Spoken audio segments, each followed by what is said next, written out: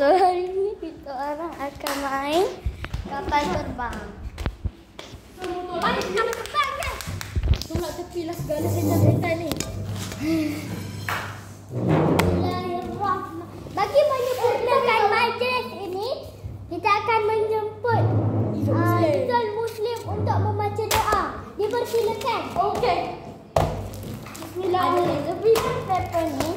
Bismillahirrahmanirrahim. Ya badi ya badu. Ya badi. Bagilah main buka. Ya bagi. Allahu Akbar. Guys okey tak? Okey? Dia salah ASMR daripada ya badi ya badu.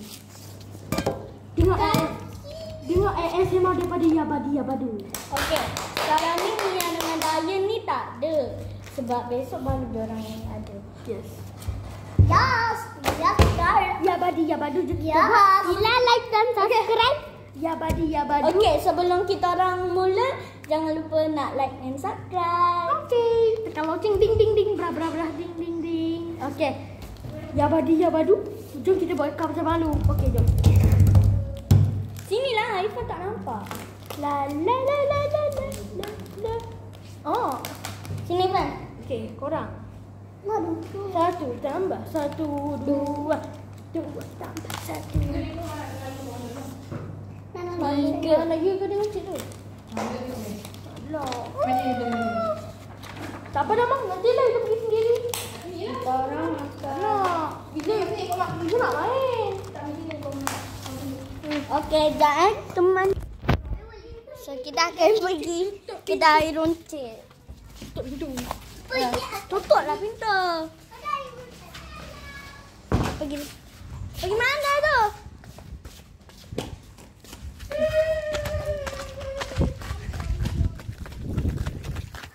Okey, ni dia orang.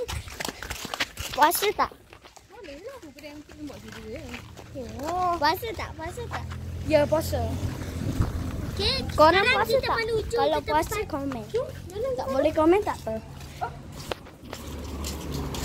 Kalau korang puasa, korang kena tekan like dan subscribe. Kalau tak puasa, korang biarkan. Tak, korang dekat komen. Kalau korang tak tahu nak. Panas gila. Jangan.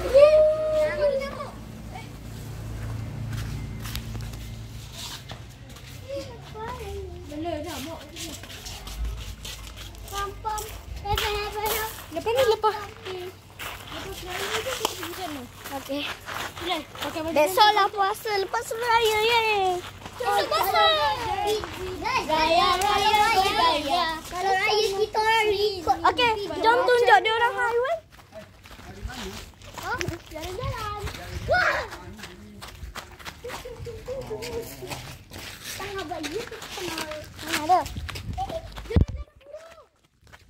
Kita nak pergi tengok haiwan.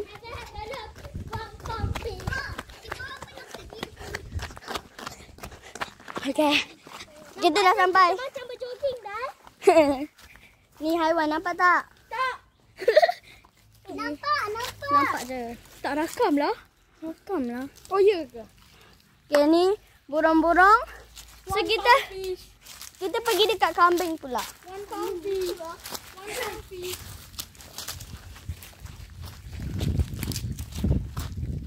Ih, gatal lah untuk ni.